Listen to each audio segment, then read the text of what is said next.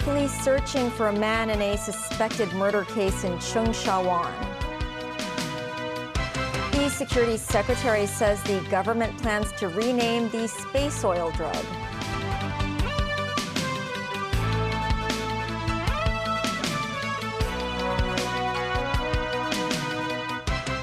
Hello and welcome to TVB News. I'm Melissa Hekalea. A woman of non-Chinese descent went missing after following a person into a tenement building in Cheung. The police are now searching for a man also of non-Chinese descent. Authorities say the missing woman and the man may have had money-related disputes.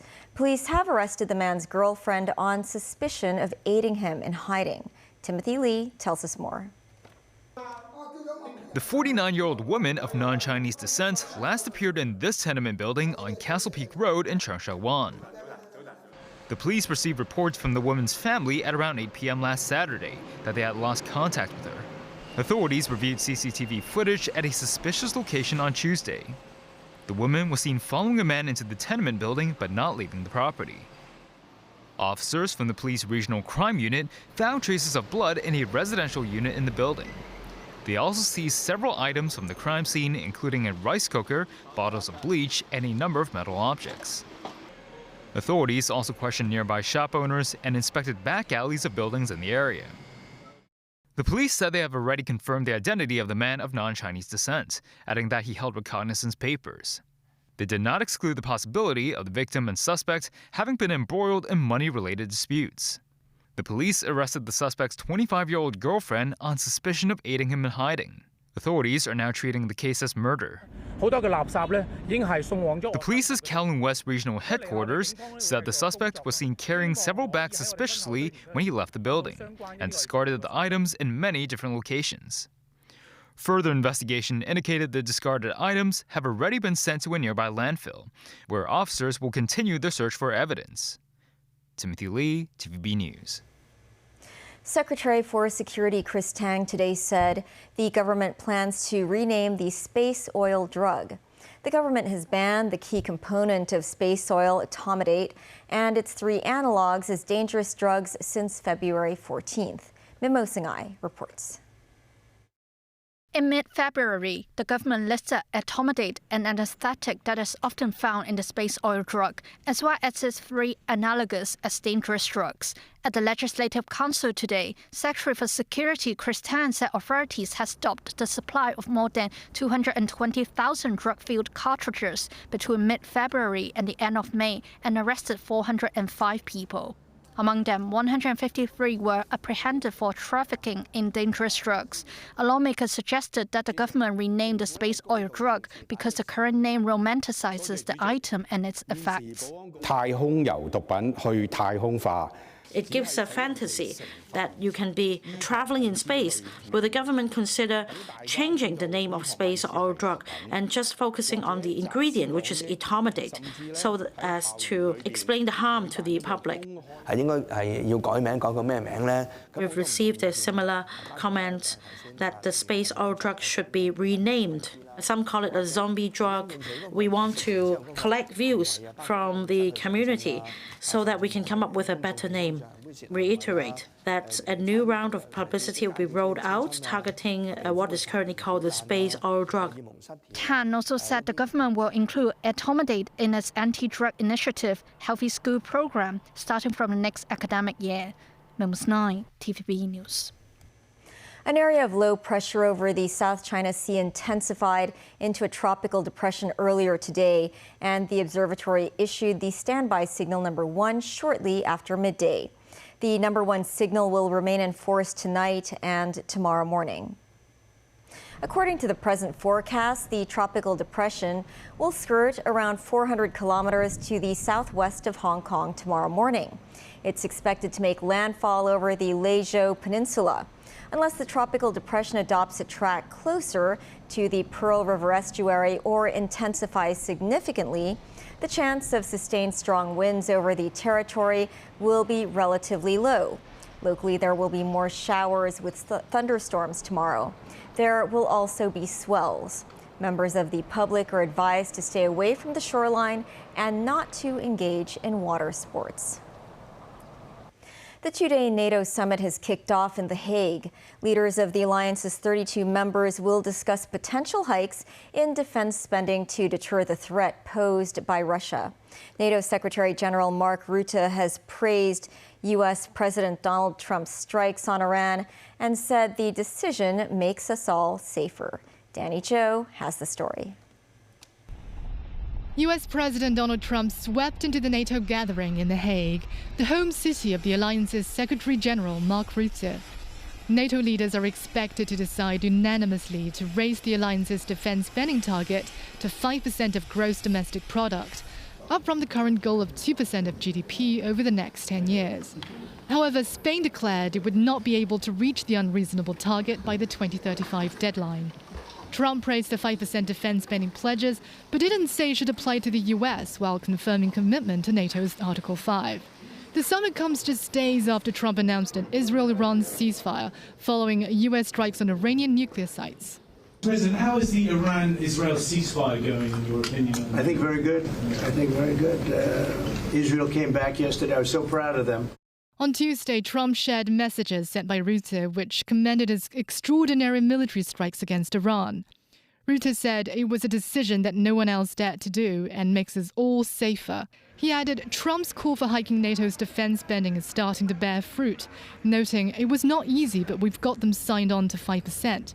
Rutte further stated Trump has driven them to an important moment for America, Europe and the world, and asserted that he will achieve something no U.S. president in decades could get done. The NATO Secretary General downplayed concerns about Trump making the messages public. He told reporters there's nothing to be kept secret. What do you think is Trump's motivation to publish a private conversation? I don't know, but I have absolutely no problem with that, because there's nothing in it which had to stay secret. Without him, it would never have happened this year, let's be honest. And when it comes to the 5%, we have to do this because of the capability targets. We have to keep ourselves safe from the Russians. But the good news is that it's also equalizing what we are spending here in Europe and Canada with what the US is spending. Danny Zhou, TVB News. The 16th annual meeting of the new champions, also known as Summer Davos, opened in Tianjin on the mainland this morning. Addressing the meeting, Premier Li Chang reaffirmed China's commitment to addressing global economic challenges. On China's economy, Li said it continued to improve and grow steadily in the second quarter of the year. He added that China has the confidence and ability to maintain rapid economic growth. This year is the final year of the 14th five-year plan, and the 15th five-year plan is being formulated. Li emphasized that the blueprint will help the Chinese economy move forward and continue to inject more stability and certainty into the world economy.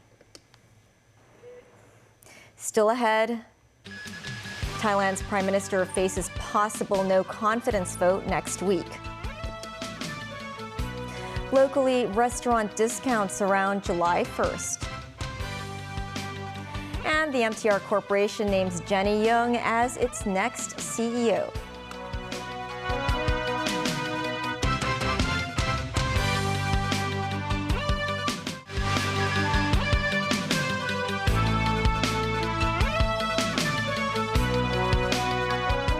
Welcome back. Thailand's Prime Minister Paetongtarn Shinawatra faces a possible no-confidence vote when Parliament reconvenes next week. The Bum Jai Thai party has called for the vote and will need to support only 30 other lawmakers to launch the motion.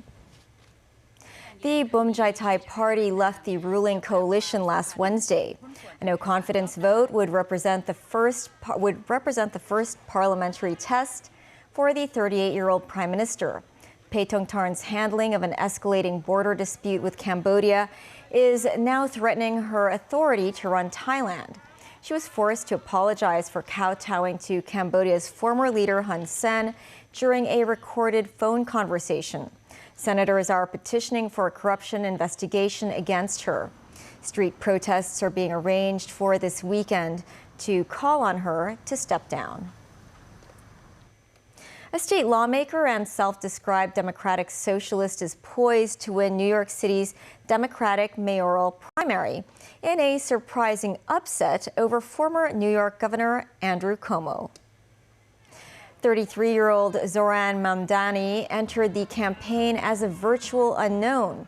He was ahead of Kumo 43.5% to 36.4%, with nearly 95% of ballots reporting, according to the city's election board. 9 other candidates trailed far behind. Mamdani promised to reject President Donald Trump's policies and to govern the city as a model for the Democratic Party. The outcome of the race will not be final until next week due to New York's ranked choice system that allows citizens to pick up to 5 candidates in order of preference. Thousands of restaurants around the city will celebrate the 28th anniversary of Hong Kong's return to the motherland by offering special discounts on days around July 1st. Some restaurants will offer discounts targeting elderly residents in a bid to boost the silver economy. It marks the 3rd consecutive year of discounts celebrating the occasion. Some 3,800 companies have confirmed to offer such discounts as of now. That's around 2,000 more than last year. Several restaurants will offer the discounts throughout the month and arrange lucky draw events. The 15th National Games will be jointly organized by Guangdong Province, Hong Kong, and Macau in November. The Games Organizing Committee estimates over 3 million tickets for the sporting event will be sold. Mimo Singai reports. To be held in 19 cities, including Hong Kong, Macau, and Guangzhou, the National Games and National Special Olympic Games consist of 57 and 46 events, respectively. Such numbers make this the largest national games to date. The Guangdong Provincial Executive Committees at Guangdong, Hong Kong, and Macau will deploy the same platform for ticket purchasing. A real-name ticketing system will be implemented. The National Games Organizing Committee, meanwhile, said that they expect to announce ticket prices before September. While Guangdong will host the majority of the sports events, Hong Kong will do so for 8 of them, such as track cycling, fencing, and beach volleyball. The opening and closing ceremonies will take place in Guangzhou. Authorities said preparation for the tournament's opening has entered the final stage, and rehearsals could be carried out from July. Mimo 9, TVB News. This year's Sport for All Day has been set for August 3rd, and residents will be able to use some Leisure and Cultural Services Department facilities free of charge. Such facilities include badminton, volleyball, and basketball courts, as well as public swimming pools and water activity centers. Authorities will announce more details later. Designated sports centers across the city's 18 districts will organize a series of free sporting activities on that day to promote the upcoming National Games and National Special Olympic Games. The Sports Federation and Olympic Committee of Hong Kong, China, and the Department of Health will also organize sporting events. The MTR Corporation has appointed Jenny Young Mei Chun as its next Chief Executive Officer. She'll take office on January 1st next year. Young, who is 60, will be the first female CEO of the giant railway and property company. She's currently Managing Director of Hong Kong Transport Services of the company. She joined the MTR in 1999 and has served in a number of senior positions. Young said, with a humble heart, she looks forward to creating value for society and stakeholders. MTR Corporation Chairman Rex Au-yeung praised Young's vision and capability. Young was appointed following a global recruitment search. The Immigration Department announced that starting tomorrow, the EChannel Service will be extended to qualified individuals holding a mainland passport. Such individuals must be at least 11 years old, hold a valid mainland electronic ordinary passport, and in transit via the city or from another destination. Qualified individuals do not need prior registration to use the service, which uses facial recognition technology. However, the EChannel Service does not apply to mainland passport holders with an entry permit for Hong Kong obtained from foreign Chinese consulates. Members of the public can visit an exhibition showcasing over 300 local intangible cultural heritage items in Tai Kwun in Central between now and July 5th. Handcrafted by a local craftsman and his 5 students, this 6-meter-tall flower board is the exhibition's highlight. The dazzling symbols represent 12 intangible cultural heritage elements that visitors can find in the fair.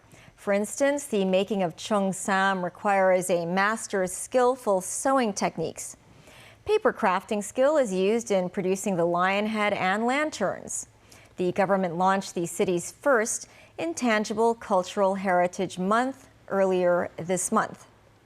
The exhibition organizers, Hong Kong Arts Center and Lingnan University, hope to enhance public awareness of local intangible cultural heritage as a means to promote the sustainable development of related skills.